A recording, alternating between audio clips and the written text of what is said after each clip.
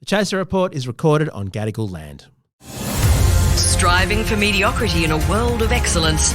This is the Chaser Report. Hello and welcome to the Chaser Report. I'm Charles Firth, and with me today is the best, Andrew Hansen. The best of the Andrew Hansens is here. Hello, best Charles Firth. It's nice to be here. It's very nice to be here. How you go? Have you been eating anything nice recently? Oh, I certainly have. I'm glad you asked, because I've taken to eating cheese for breakfast now. It's a really good breakfast. Well, yeah, I got the idea. Some people have said I'm mad, but if you go to a hotel breakfast buffet, right, they have some pretty unusual breakfast foods there. They often have salad. You know, for some reason, some people seem to eat lettuce and tomato with carrots for breakfast with dressing, but they always have cheese there. Yes, they do. Yeah, and I thought, bloody hell, why should we restrict cheese to only a hotel breakfast buffet? I'm going to start doing this myself. There's a very, very good reason, which is that your cholesterol levels will go through the roof and you'll die at the age of Shane Warne. Well, I don't care about that. That's fine. Warney had a very good innings. That's fine. I don't think he died from cheese. That's for sure. I think there may have been some other factors at play there.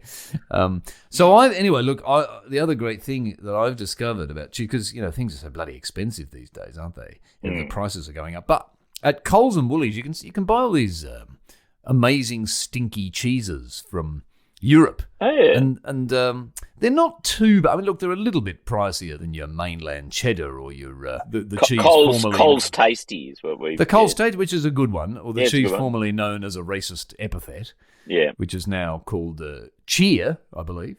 Ah, yes.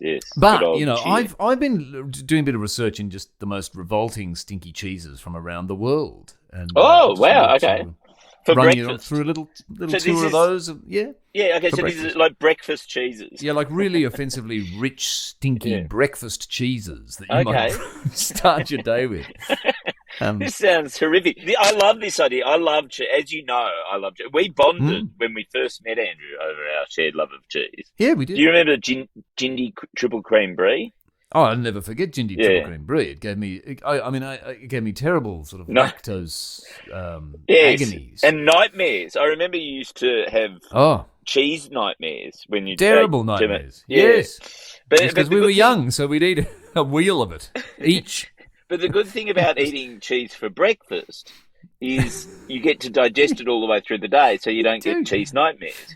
No, you work it off. You work it off during the day. Yeah, and your co-work, if you're not a work from home person, your co-workers can also, they'll enjoy the smell on your breath. They'll be able to talk to you about it, give you something to talk about, a conversation starter. Well, I wanted you to start off with what's often known as the stinkiest cheese in the world, which is from Burgundy in France. That's Époisse de Bourgogne. I don't know. Have you tried an époisse? I've never even heard of it. You haven't had an époisse? It's they age it in not only brine but brandy as well, and it's remarkably smelly. It's so smelly, Charles.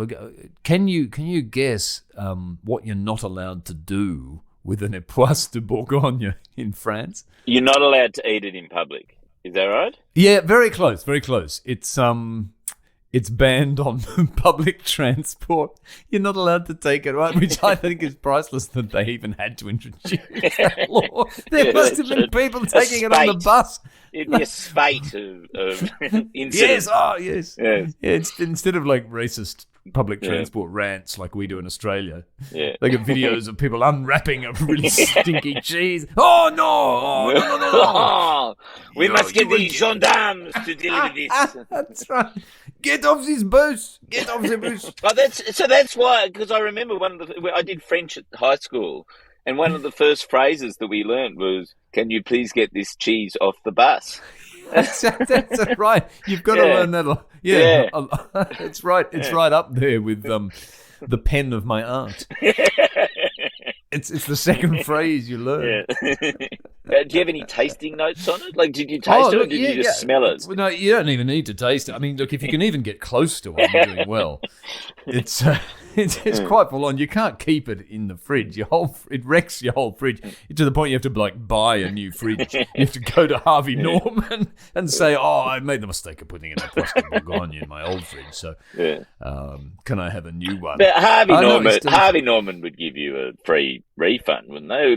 It's covered. Yeah, look, it's stinky cheeses as part of the warranty. It's fine. It's considered just wear and tear. Now, there's another one that's made. It's quite a new cheese, actually. It was only launched in the 90s. It's a British cheese that is made in fermented pear juice. And I love the honesty of this one. It's just called Stinking Bishop. Oh, great. Yeah. Yes. That's one of those.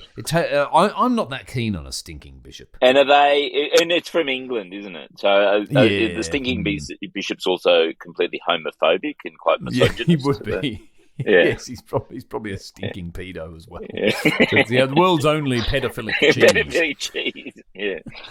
Oh, dear. Okay. There's a one I've discovered here, and I love the tasting notes on this one. There's this Italian one called the Brescianella Stagionata. Oh, yeah. And the tasting notes from one cheese shop on this, they say, this is meant to convince you to buy it, I think. Smells of damp hay and old milk. Oh, yes. That would be lovely. That's delicious. But it is lovely. That's the thing. So you're a cheese lover. You understand that is actually really quite good, isn't it? Yeah. And what do you eat with it? Like, because you're having it for breakfast on your cornflakes or something? Or well, just just next to your Nutrigrain. Yeah. Mate. It would actually, I bet you $1 billion that is good. I bet you, because it would be like of course it would be. It'd be like a sweet jam. The Nutrigrain would act as a crunchy sweet jam. It'd be amazing. Lovely. It'd give us some texture. We're going to try, next time you're in Sydney, we're going to buy one. Yes. And for breakfast, we'll do it. Bloody hell. I think that is going to be so good. Yes, I want that. I mean, the Nutrigrain, it also kind of reminds me of the Nutrigrain of giving a bit of texture, like the, there's that quite famous Sardinian cheese that crawls with maggots. Oh, yes, You're supposed to eat it while they're crawling around, because I read up on it a bit further. It's considered unsafe to eat if the maggots have died. But if they're crawling about, then that's good. That's how you know it's good to eat. But aren't maggots like fly pupa? Like we wouldn't be allowed to import that into Australia, though, would we? I don't think you are. Unless it escapes on its own, unless the flies fly it over here, past security. No, but they're not just any old flies, Charles. I don't think they're like the Australian blowy. I don't think they're just like blowflies. It's a type of fly. It's a specific species of fly. It's a cheese fly. Oh, okay, right. So they're quite wholesome maggot. Yeah. Because I was thinking of setting up my own cheese business here and getting some cheer cheese, leaving it out, get the flies interested in it. Yes. And selling it as a sort of gourmet cheer do fly, maggot thing. That sounds delicious. Now, the name of that cheese interests me. It's the other thing I learned. It's called Kasumarzu. Charles, I'll just give you a bit of a language quiz here, just very quickly. Okay, yep. Kasumarzu stands for what? A, house of bliss. B, house of flavour. Or C, rotten cheese. Well, Kasu, I would have thought meant house. What language is it? I think it's an actual Sardinian dialect, that's only spoken in Sardinia. You don't know Sardinian? Well, I'm just rusty on my Sardinian, actually. And that's why I asked what language it was, because it was a bit confusing, because, it sounds a bit Portuguese. Yes. Like there's elements of... It could be Basque. Like all the different languages I know. I'm going to go with rotten cheese. Yeah, you are correct. Yes. Yeah. I remembered that. Yeah. It's a bit like the Stinking Bishop, but they've just called it what it is. It's just rotten cheese. Yeah. And now the last one, I just want one more. Oh, sorry. What are you going to say? Well, no, I just want to know what to pair that with. Like if we've got Nutrigrain for the other one. Oh, yes, as a breakfast. Well, look, I haven't actually been able to buy it, but this is the problem. Like you said, I haven't found a Kasumarzu in Australia, so I haven't tried it with my brekkie, but I would have thought, just bang it on top of Vegemite on toast. Oh, okay. Yeah. No, A bit of maggot cheese. That's good. Very Yeah, Aussie. yeah, give it an Aussie twist. Yeah. Some umami flavour to No. go in there with the maggots. Okay, that's the good. other, this is the last one. Speaking of insecty sort of cheese, there is one called a Milbenkesser. And I think a Milbenkesser is German. German, cheese. yeah, German. Yeah. Have you tried that one? No, I just know that Kesser is German for cheese. Oh, yeah, okay, well, there you go. God, you and your languages I'm is just astonishing. Very multilingual. Yeah. Now, can you guess how they ferment a Milbenkesser, which is also incredibly Well, if stinky? it's German, it will definitely have beer in it. I think that's... Good guess. No, well, not so much beer as mites. Oh, what? They need mites. Why? Now, but what do the mites do? What do the mites do, Charles? Okay, this is the quiz. A, is it fermented by the mites crawling through the cheese? Or B, by the mites licking the cheese with their little mighty tongues? Or C, the mites eating the cheese and then pooing it out? Yeah, that's it. It's pooing it out. That's definitely. it, yes. You're eating mite turds. Poo, yeah. Because that would why be the delicious. That's what makes it so poo-like. So mighty. Is that the tasting note? Is the tasting note tastes like poo? It tastes like mite shit. Yeah. That's the one that should be served with Vegemite, surely, because it'd be Vegemite mite cheese. Yeah. It should be. Yeah.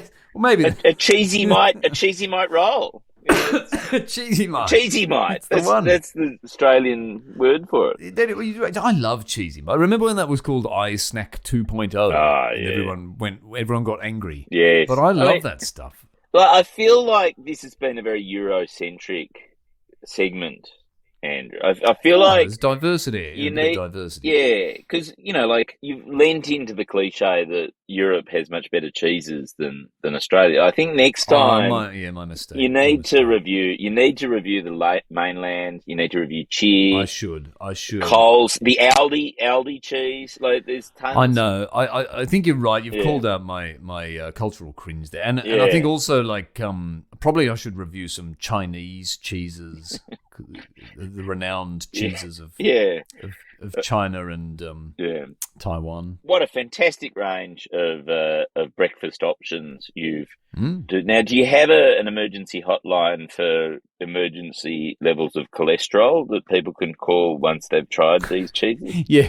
I'm told that you can either just phone 000, or if you want to be on hold for a very long time, just phone your local medical centre. Ah, yes, perfect. Yeah, because can you do telehealth when you're having a heart attack? Is that possible? Or? Well, I think you can. I mean, they prefer to be there. I think to just look at the situation. But you can probably describe the symptoms over the phone. I suppose the point is, if you're going to have a heart attack, ring up like 4 or 5 days beforehand. Book in a time with your GP so that they'll be there by the time you'll have an appointment. Planning is everything with these. Yeah, nowadays. Yeah.